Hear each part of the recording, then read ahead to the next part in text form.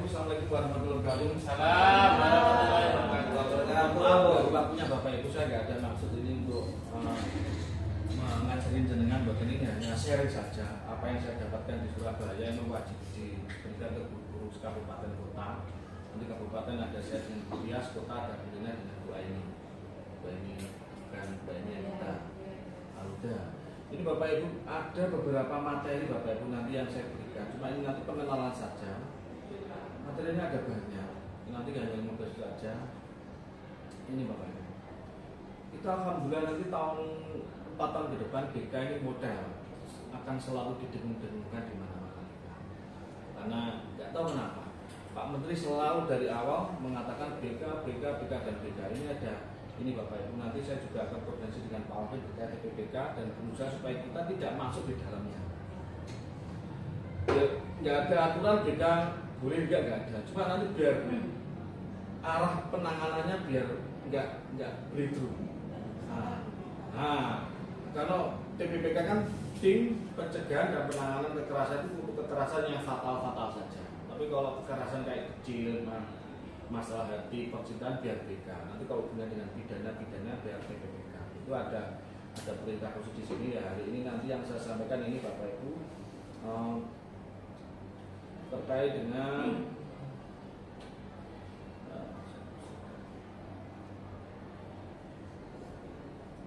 disiplin positif. Disiplin positif nanti, dan saya selama di Jakarta, di Ambon, sampai tidak pernah menyebut namanya merdeka belajar dan tidak pernah menyebut yang namanya pembelajaran diferensiasi. Sepertinya itu bukan dirubah tapi kayak dimodifikasi. Disiplin positif juga di dalamnya sepertinya agak-agak dirubah juga. Nah, ini ada jargon-jargon baru Bapak Ibu yang nanti banyak diterapkan ke anak-anak kayak ini kan. Guru hebat Indonesia kuat itu nanti mulai akan kita dengar mungkin di semester 2 di media sosial juga. Kemudian kayak menciptakan sekolah yang aman, nyaman dan gembira. Ini udah motonya Kemendikdasmen, Kementerian Pendidikan Dasar dan Menengah, dan ini nggak bisa dirubah sudah. Bukan sekolah aman, nyaman dan menyenangkan, tapi langsung memang gembira.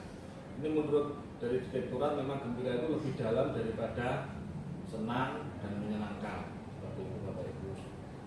Kemudian Bapak Ibu, lah ini materi yang saya dapatkan ada 7 Bapak Ibu tentang kebijakan ini, hak anak, direktur, dan nanti kemungkinan kalau saya dikasih waktu oleh ketua BPK di BPK ya, nah itu saya nggak mungkin dibagi dua dengan terus nggak bisa langsung nggak bisa. Ini hanya satu-satu kan panjang kasihan, dan mungkin saya boleh saran ke Bu Rizka biar menarik perhatian teman-teman.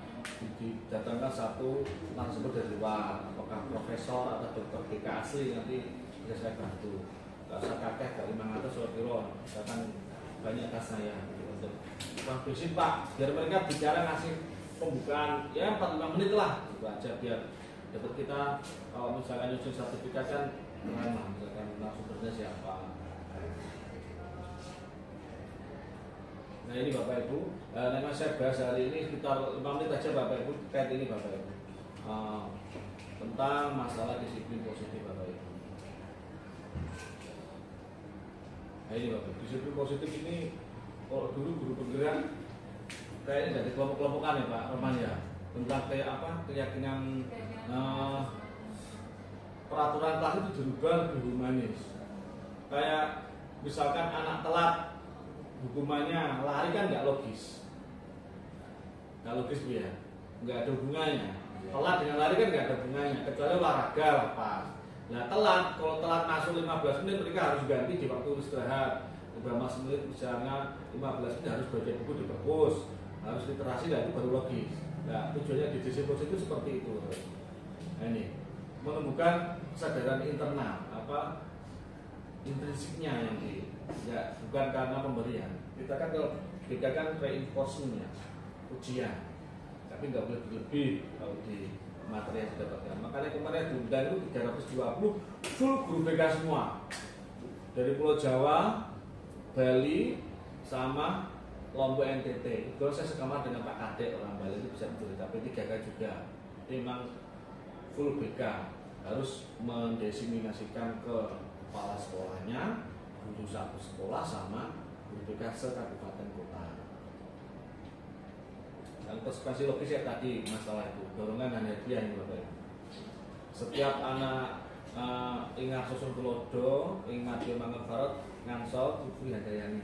Saya ulangi, ing ngarso sung tulodo ing madya mangun karso kudu handayani. Di depan berikan contoh, di tengah berikan dukungan ya, di belakang berikan dorongan.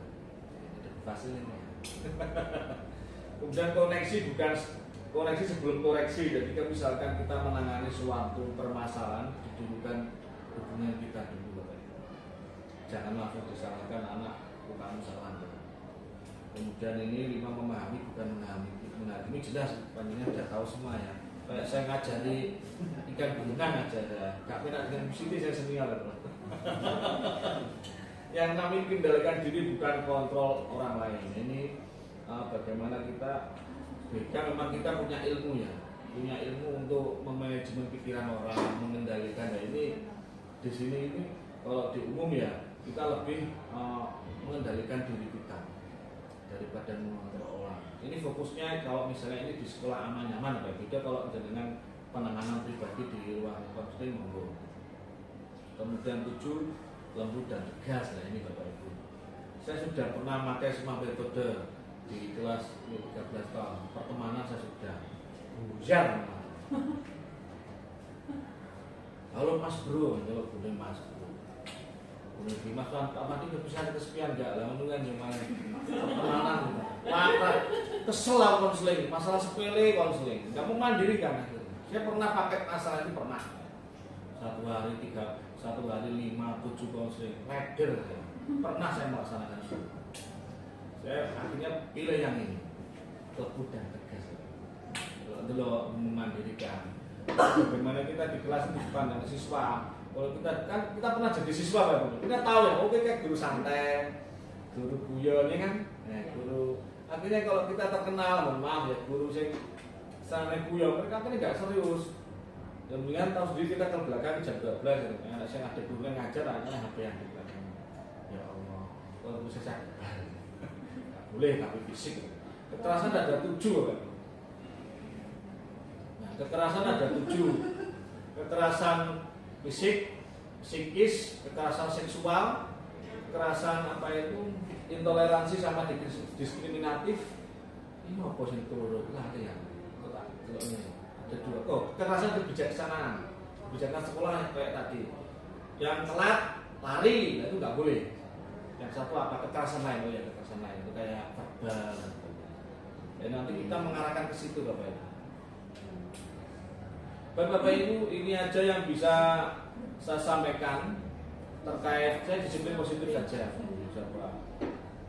Nah, ini salam 5 jari, kayak ini Bapak Ibu, hormat kebahagiaan. Mungkin nanti sama kita tambah, mungkin Bima ada dibahaskan kan lama nggak rapat koordinasi Bima. Ini bisa tambahkan Bima. Saya kalau menyampaikan materi banyak jenengan itu ya agak rasa rujukan. Karena sama-sama itu pikiran saya.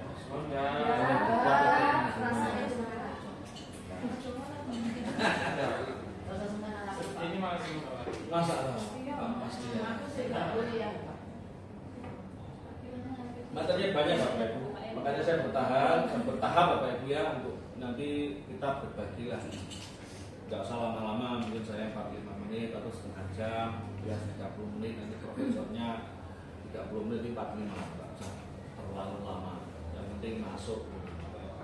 Ibaratnya setiap manusia punya kadar memahami sesuatu secara cepat dan dapat. Kalau kami ini Bapak ya, ini disoi sak sedikit ya utak kabeh. Bahkan ini boleh pecah. Saya lebih memberikan materi itu sedikit tapi mengena daripada wakeh A sampai Z itu dijoli takoi dapat apa? Ngono kae lah pembelajaran susah. Nah, tadi kan kita tahu minimal ada 7 disiplin positif. Kalau guru penggerak dulu kan disiplin positif itu ya lebih ke keyakinan kelas, kesepakatan, mudah peraturan yang kaku-kaku itu yang lembut, lebih ke humanis gitu. Saya juga agak takut tadi mau menyampaikan masalah TPK, kekerasan kok semuanya terlalu kontra kabeh, anak kan ya. Makanya ya saya lihat situasi lah. Mohon maaf Bapak ya. Jadi akhirnya kan kena semua. Ya, tidak apa-apa ya ini kita latihan mental. Yang penting sabar. Itu kok gue aman. Baik Bapak Ibu, tentang disiplin ini ada nggak yang nggak dipahami dari 7 kata ini, 7 kalimat ini? Ditanya kan nggak satu peluru, mau harus paham kabeh, kamu ini siswa kamu.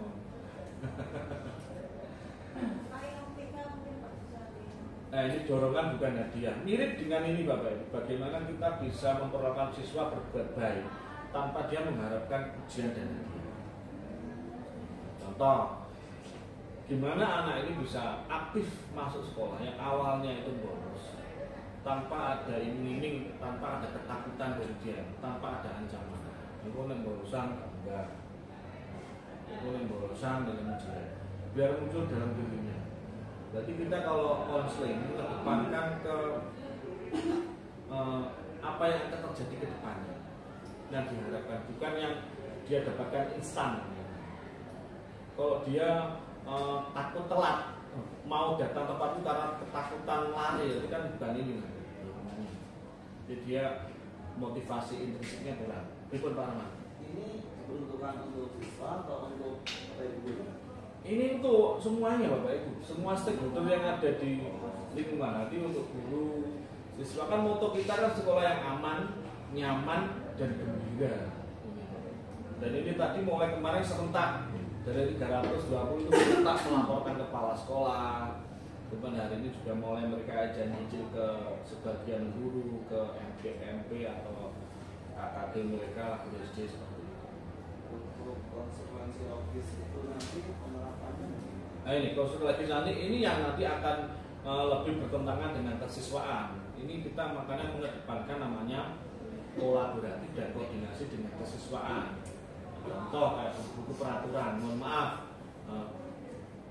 buku pribadi. Kalau di dalamnya sudah disisipi oleh poin, itu diletakkan di BK saja sudah salah, masih di posisi peletakan. Karena kita BK tidak ada sangkut pautnya dengan poin. Paham apa ini maksudnya? Nah, nyambung. Poin. Apakah itu salah? Itu bukan masalah salah dan tidak salah, tapi kurang pas. Harusnya, saya kan baru di sini, Pak. Saya berusaha memahami posisi saya kan guru baru di sini, saya baru 2 tahun. Saya juga bukan hanya guru BK sesuatu yang wah bagi saya. Saya tidak punya jabatan, tidak punya power. Jadi saya hanya bisa sharing jenengan. Nah itu dikatakan di BKD itu salah. Artinya buku pribadi yang bisa dengan pribadi siswa full kayak salah satunya bisa mengenal tadi dia bukan ke janda tapi dia tinggalnya dengan siapa. Kita kan sudah ada dari dulu. Cuma kita kesulitan menyampaikan dengan bahasa gurunya. Saya nggak menyangka siapa-siapa. Kita sudah paham. Dia tinggal dengan bapaknya, ibunya, atau nenek kan sudah masuk data itu. Wah, kita kan kata-kata data itu baru masuk telinga saya baru kali ini di sini itu nggak pernah dengar kita. Bukan bahasa kita perlu beradaptasi dengan lingkungan. Ada lain Pak, itu sebuah ini. Ini kan berkaitan sama tidak hanya sama siswa ini, ya. Kayak poin nomor 1, ya. Menunjukkan kesadaran internal bukan kontrol dari luar. Ya. Yang kita tahu kan di sini dalam tanda kutip itu kan lebih banyak kontrol dari luar terlebih dahulu. Mungkin ada yang beberapa terus kemudian menjadi kesadaran internal, tetapi ada juga beberapa entah dari segi siswa atau guru itu yang tetap menunggu kontrol dari luar. Dalam artian melakukan kewajibannya itu kalau tidak ada kontrol dari luar itu mungkin agak beda. Itu berarti dibenarkan nggak kalau misal untuk menciptakan kayak pengertian belajar itu kan dari tidak biasa menjadi terbiasa. Itu jadi diperbolehkan nggak kalau di awal-awal menerapkannya ada kontrol dari luar dulu baru menjadikan suatu kesadaran. Selama anak tersebut ya dalam melaksanakan sesuatunya bukan mengharap sesuatu yang cepat tapi perlahan. Contohnya misalkan anaknya misalkan dengan punya kasus siswa itu ndablek misalkan bolos terus. Tiba-tiba dia kok suatu hari sadar, Bapak itu konseling, kenapa? Kenapa kok kamu tiba-tiba aktif sekolah? Itu Pak, saya mengingat, Pak, takut ya nanti saya borosan, saya nggak lulus, terus nggak bisa dapat kerja. Itu sudah termasuk ini kesadaran internal, motivasi intrinsik saya sudah dapat. Tapi kalau dia masuk aktif karena ancaman dari guru, nggak bolos nih, saya tak pusat 100, satu hari 100. Itu udah motivasi eksternal. Nggak salah. Saya kalau di awal diterapkan seperti itu, contoh ya, aja guru difoto kalau jam kosong. Itu kan suatu bentuk kontrol dari luar ya. Nah itu penerapannya boleh enggak? Di awal itu ada kontrol dari luar, terus menjadikan kesadaran. Saya bisa memahami, bukan masalah boleh dan tidak boleh. Ini kan masalah di pengertiannya. Ini masuk kontrol dari luar atau dari dalam. Ini di materi ini memang diharapkan muncul kontrol dalam dirinya sendiri, bukan karena takut difoto. Wah ini memang guru kewajiban saya sudah dibayar negara, kesadaran intinya. Bukan masalah boleh dan nggak boleh, tapi kekurang pasnya saja. Harusnya dia mengajar di kelas itu ya memang sudah kewajibannya seorang guru, tanggung jawab moralnya dapat, gitu loh, memunculkan. Kan orang beda-beda ya, ada mungkin ya memang terbiasa meninggalkan tempat mengajar ke kelas, ada yang memang orangnya disiplin, karena memang butuh pancingan, diajak konseling, kadang dia lupa, perlu diingatkan. Ada yang ditanyakan lain waktu tentang disiplin positif ini memang butuh pemahaman lebih Bapak Ibu. Gak bisa kalau saya langsung salimati nanti pemahaman setiap guru kita beda. Kadang kita satu kelas, beda kelas ya, kelas reguler dan reguler, beda dosen aja kita mungkin sudah beda pemahaman konsep sedikit-sedikit. Makanya butuh pelan-pelan, nggak bisa langsung semua saya berikan nanti. Kemarin saya pusing juga di sana, itu memang tugasnya nggak segera waktu saya di Ambon. Di Ambon itu saya sampai jam 11 jam 12 di ruangan baru selesai. Kalau di Surabaya kemarin setengah 10 selesai. Tugasnya ya pemahaman, nempel gitu. Jadi pusing juga kan 5 hari ada ya jenuh juga gitu. Ada ditanyakan Bapak itu tentang ini 7 disiplin positif. Ini enak filmnya sebenarnya. Silakan lah. Waktunya cukup nggak? Ada yang repot nggak? Apa? Ada videonya Pak. Ada YouTube-nya. Nah, ini yang mungkin lebih akan membantu kita dalam memahami suasana. Tapi bisa di-share di grup ya Pak? Bisa. Yang soal nabi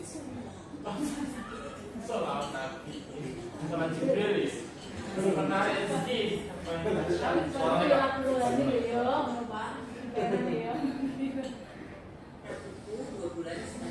sponsor puasa ya. Saya bukan guys. Ya.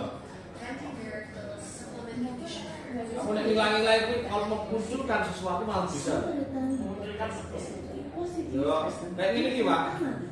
Isi pendidikan, penulis dan Bank Media Kreatif. Podcast ini dipersembahkan oleh program Ayo Main yang didukung oleh Guyup, sebuah kolaborasi antara Peace Generation Indonesia dengan Perserikatan Bangsa-Bangsa dalam mempromosikan pendidikan perdamaian di Indonesia. Pada sesi ini, Irfan Amali akan menjelaskan tentang prinsip yang ke-1, tentang menumbuhkan kesadaran internal, bukan kontrol dari luar. Selamat mendengarkan. Entah berapa banyak nasihat yang sudah saya sampaikan tentang pentingnya membaca pada putra saya, yaitu Sidki, tapi dia sama sekali tidak tertarik untuk membaca. Dia memang punya kecenderungan yang lebih kuat pada aspek-aspek motorik dan kegiatan-kegiatan outdoor. Jadi buat dia membaca duduk manis sesuatu yang tidak menarik. Saya dan istri sudah mengikut sertakan Siti pada berbagai kursus membaca seperti speed reading dengan biaya yang cukup mahal jutaan rupiah. Tapi setelah beberapa hari ikut training, dikasih modulnya, tidak ada tanda-tanda perubahan yang menunjukkan bahwa Siti sudah suka membaca. Semua itu sudah dilakukan sekuat tenaga, tetapi rasanya seperti mendorong mobil yang mogok. Bahkan karena jalannya menanjak, bukannya maju, mobil itu malah mundur ke belakang. Semakin kita dorong, semakin mundur. Semakin kita motivasi, semakin dia menolak. Nah, apakah Anda pernah mengalami apa yang saya alami? Memberikan dorongan agar anak kita maju melakukan sesuatu, tapi ternyata berat sekali seperti mendorong mobil mogok.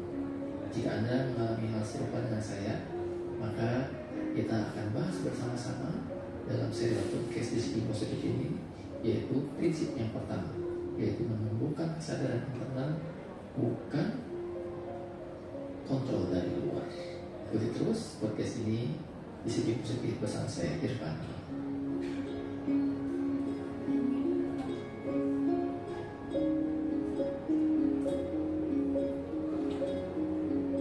Lama Bapak Ibu, 13 menit. Tadi contohnya kan anaknya nggak suka baca. Gimana suka bisa baca? Ya banyak cara yang bisa dilakukan orang tua, tidak harus kursuskan. Ditanya, "Duk, siapa tokoh favoritmu?" Misalkan Ronaldo. Kan sukanya sepak bola ya. Kan hubungannya dengan baca. Nah, kita cari ternyata di dalam itu contoh kan, ternyata di dalam itu Ronaldo di rumahnya itu suka membuat buku, nulis. Otomatis kan kalau orang nulis kan pasti baca ya, benar nggak? Nah itu ditunjukkan ke anaknya, bisa melalui tokoh yang dia sukai. Apakah itu termasuk motivasi internal? Sebenarnya eksternal separuh. Tapi kan dia suka dengan tokoh itu. Biar kayak Ronaldo harus baca, biar bisa baca. Dan nanti ujung-ujungnya ini anaknya ini malah jadi seorang penulis buku, dapat beasiswa kuliah di White atau di Turki gitu. Intinya di situ. Itu Bapak Ibu ya. Ada yang ditanyakan lagi Bapak Ibu terkait disiplin positif? Siapa Rahman monggo? Berarti untuk disiplin positif ini itu orientasinya untuk semacam penanganan toh ya? Ya. Bukan pengembangan. Bisa penanganan dan pengembangan. Bagaimana kita bisa mendisiplinkan anak dengan cara yang positif. Ya, kasus dulu. Ya. Ya tadi kayak misalkan biasanya kan yang di masalah kan anak telat kirim BK, kasih surat panggilan, kan? Tanpa melalui alur, karpi dewe. Ya harusnya coaching dulu, kita gali dulu motivasinya bagaimana, alasannya apa, siapa tahu bisa baru. Udah lagi tak? Sudah ya? Sudah Bapak Ibu ya? Mohon maaf Bapak Ibu mengganggu kesibukan Bapak Ibu semua.